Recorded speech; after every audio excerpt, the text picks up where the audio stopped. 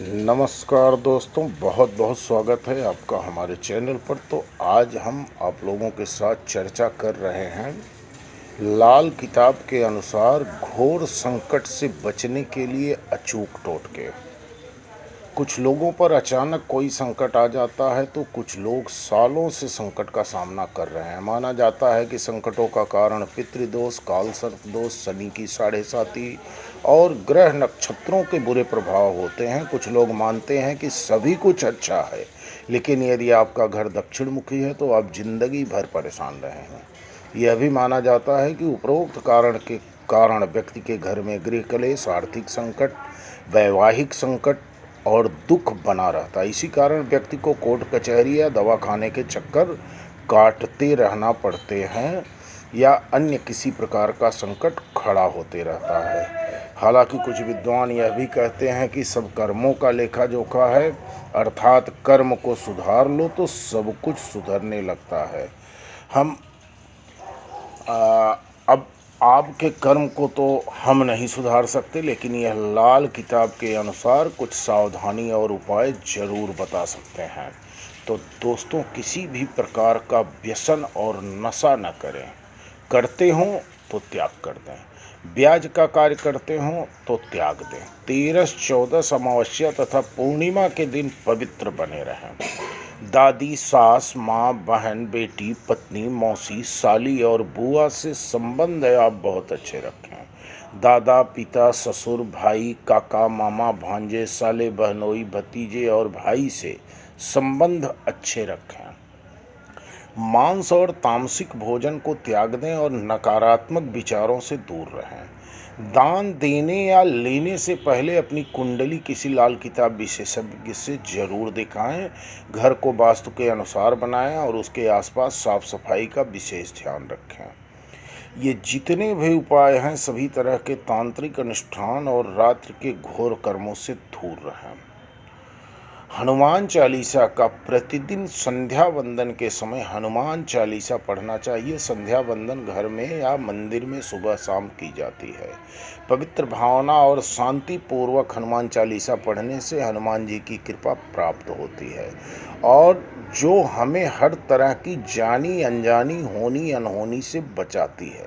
हनुमान चालीसा पढ़ने से जहाँ पितृदोष, मंगल दोष, राहु केतु दोष आदि दूर होते हैं, वहीं भूत प्रेतादि का बुरा असर का साया भी हट जाता है।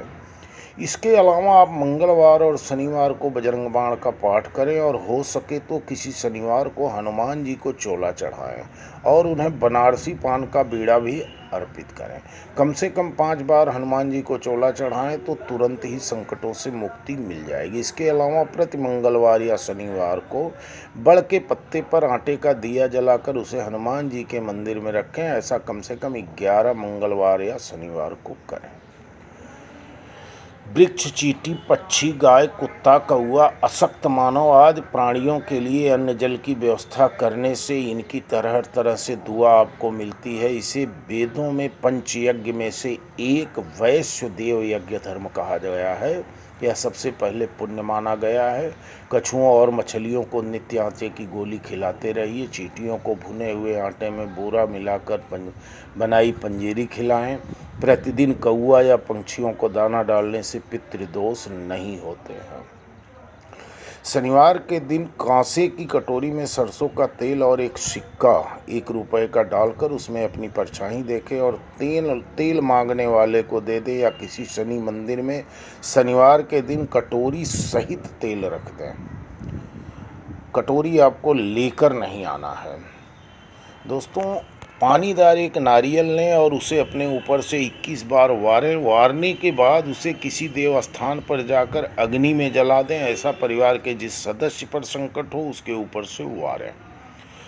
मंगलवार या शनिवार को 5 शनिवार करने से जीवन में अचानक आए कष्ट से छुटकारा मिलेगा। यदि किसी सदस्य की सेहत खराब है तो उसके लिए यह उपाय उत्तम माना जाता है।